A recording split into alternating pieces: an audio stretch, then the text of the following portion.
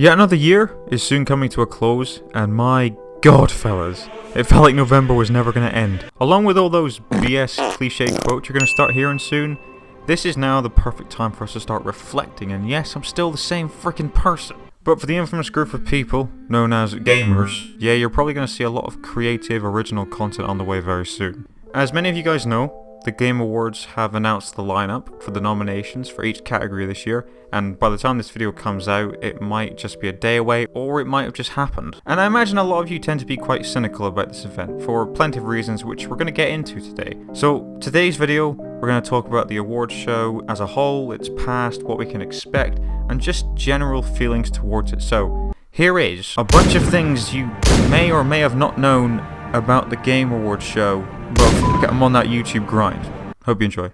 The first iteration of the Game Awards aired on December 4th, 2003, at the time known as the Spike Video Game Awards, which stuck until around 2014 when Spike decided to drop the show due to its underwhelming reception, and Jeff Keighley, who has become a very recognisable face in the industry, went on to reconstruct the leftovers and with the help of Spike, essentially rebooted the show and renamed it the Game Awards. The show consists of pretty much what you'd expect, a whole bunch of nominations no one gives a shit about, a few musical performances, some new trailers, and brief celebrity appearances who clearly have no clue what they've gotten themselves into. And the Game Award goes to Metal Gear Solid. To be fair, they've had some pretty impressive names to host over the years. They've had Neil Patrick Harris, David Spade, Snoop Dogg, and Samuel L. Jackson has done it 4 times. Usually the 3 conventions where the show is held is either LA, Vegas, or Santa Monica. The runtime for the show has changed over the years and probably not for the better. In 2005 it lasted just under an hour and a half. Last year, 3 hours.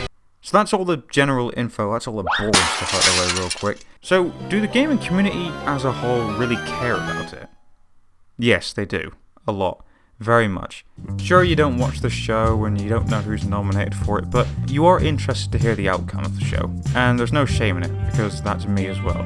So, why don't we care enough to sit down and watch the whole damn thing aside from the long drawn out runtime? I mean, seriously man, I could watch Toy Story 1 and 2 in that time and just be so much happier. Firstly, and probably the most popular argument, is the subjectiveness to the results. No matter which game you pick for the winner, there's always going to be a strong feeling amongst some, possibly a majority, that the winner chosen for each category does a big injustice to the overall opinion of the community. For any of you who don't know, here's how the voting system in the Game Awards simply works. They are selected from 80 different news outlets from all around the world to take a survey amongst their staff to pick the nominations.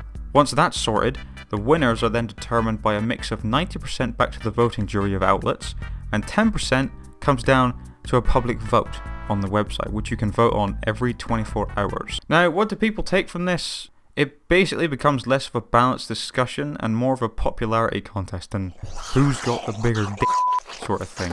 And that's a problem that can't really be fixed. I think the Oscars tend to have it a lot better for themselves because the winners are chosen by 6,000 film critics who have seen all the nominations for themselves, and they are known to have a much more open-minded approach and be fair to all the different genres. I don't mean to call anybody out here, but you go watch a stream of someone voting for their game of the year, here's basically how it goes down.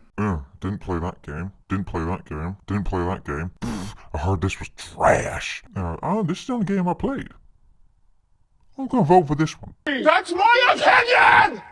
In hindsight, this should be pointed out as unfair competition, but it's how everybody is. Unless you're like a large gaming YouTuber or collector, I would say 9 out of 10 people haven't played all those games to make a fair assumption on who deserves the award. For 2 reasons. 1, we've all got different tastes. I'm personally not the biggest stan on racing, fighters, strategy, or an apprenticeship for Amazon Prime, but there's plenty of people who are. And 2, I might exaggerate this a little bit, but say if you were to buy all of those games nominated, each costing $60, that's a total of $360 throughout the whole year, all while simultaneously paying off stuff like subscriptions, insurance, and taxes. I mean, Christ alive! We're not made of money! But here's another anime plot twist. I've been guilty of this too. Last year, in the lineup for Best Performance, the person I was backing was Roger Clark. I didn't vote for the guy, I was just rooting for him. He was the guy that did the motion capture and voice for Arthur Morgan in Red Dead Redemption 2, and he is easily one of my favourite video game protagonists of all time. And the whole reason for that could be a video on its own, so let me just keep this short. I follow Mr. Clark on Twitter, and he comes across as just the nicest guy, loves his job, has a lot of passion and enthusiasm, so to see him win the award and get the public exposure I think he really deserved made me really happy.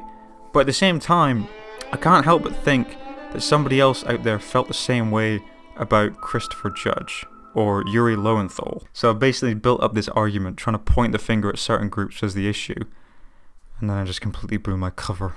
Good job. The best way I can wrap all this babble up is for a show that is about bringing the community together and celebrating another year of the industry's achievements, we still come away from it feeling quite divisive. The second biggest criticism is the presentation. To be more precise, proper gaming journalists and vocal YouTubers have spoken out about the award's inability to present the show that feels directly appeal to its own community. Instead, they do the complete opposite, trying to appeal to a larger demographic outside of the circle. The finger mainly being pointed at two things. First, the celebrity appearances. We've had Mark Hamill, Shaquille O'Neal, Christoph Waltz, and Rosa Salazar, and you know, it's cool to see all these high-profile celebrities at these events, and even in some of the games we play. Sure, I mean, it does show the recognition the gaming industry has to get these people involved, but the thing is, when the most optimistic and hopeful Jedi in the galaxy opens the envelope and says, Metal Gear Solids, that kills all of the overstimulated excitement, and the reality starts to creep in, which was, oh, these people don't want to be here. It just feels more like an attempt to pander towards a large demographic for the sake of maybe more coverage from other media outlets. Or, you know, it could just be like straight up flexing. The second finger I want to point is the overall flow of the show, which is a perfect lead into the third big issue, one of the internet's most cherished words, cringe. You seen these videos? You heard about these? Hilarious. It's worth noting, before I tear into some of the train wrecks, there have been some great moments on this show that have been, watchable. It was cool to see Kojima get his award after all the he had to put up with Konami, although I do think Jeff did milk it just a little bit. Hideo is rebuilding his life and his studio with our support. People poking fun at EA after the Battlefront 2 drama. The game award goes to, oh man, I have to pay a microtransaction to unlock. That's so stupid. And who could forget this man? Okay, can you swear here? Can you swear? swear, Okay, fuck the Oscars, you know? Fuck the Oscars! Fuck you! I'll tell you! But they are just a few little daisy flowers surrounded by a whole bunch of thistles. To start with, in 2016, they had this completely unnecessary interruption with this Hydrobot cosplayer. Robot, taking it to the next level, that was sick. You think you can go for a few more rounds? It's like the more I look at him, I seem to just get a little bit more pissed off due to recent events.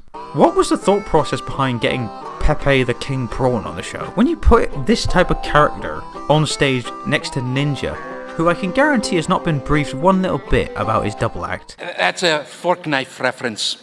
Did you say fork knife? It's actually pronounced Fortnite. No, I don't think so. The whole thing just feels so out of place and unorganized. Look, no disrespect to Mr. Sonic Fox. The guy is what he is, and he's not hurting anybody, okay? I hate public speaking as much as the next guy. School presentations, in class, we've all been there. I can imagine you not being the most settled person when you unexpectedly win Streamer of the Year, but I mean... Again in Black, the goons back at home, gang. As you guys also may know or may not know, I'm also super gay, so I hate myself, I want to die, kill me! Greg Miller, you seem like a really nice guy, but for Christ's sake, man, you won a game award, not the election. Anyway, I think that's enough for me to handle for now. And on top of that, I've got to edit this video and endure that like 3, 4, 5 more times. To their defense, I can understand being asked to speak at a show that will be watched by millions will get you a little bit carried away. And everybody wants to have like a moment during the minute or so that they have on screen. Instead of reading off a script, they want to inject a little bit of themselves into the presentation. The trouble just being though, most of the time their goofiness doesn't land, it crashes. I think the best way to sum this whole thing up, regardless of what you think of the good and obviously bad about the Game Awards. Yeah, we had a pretty good year. We can do better. The concept is something that everybody can have a say in and contribute to. Video games in the beginning are the reasons why we're all together at the end of the day, and that's the reason why you clicked on this video. And if your game doesn't win Game of the Year, that should mean nothing, because in your eyes, that game that you thought should have won still is a great game. With all the different opinions and tastes, there's one thing I think we can all agree on. Hideo Kojima is straight. Sorry, Jeff. There's been some great games this year, and there's plenty of exciting games on the horizon which I am super stoked to get my hands on. And I'm super stoked for you too. So whatever your tastes and genres are, I hope new games coming out in 2020 will give you all the joy that only a video game can provide. And I'll see you guys all again soon.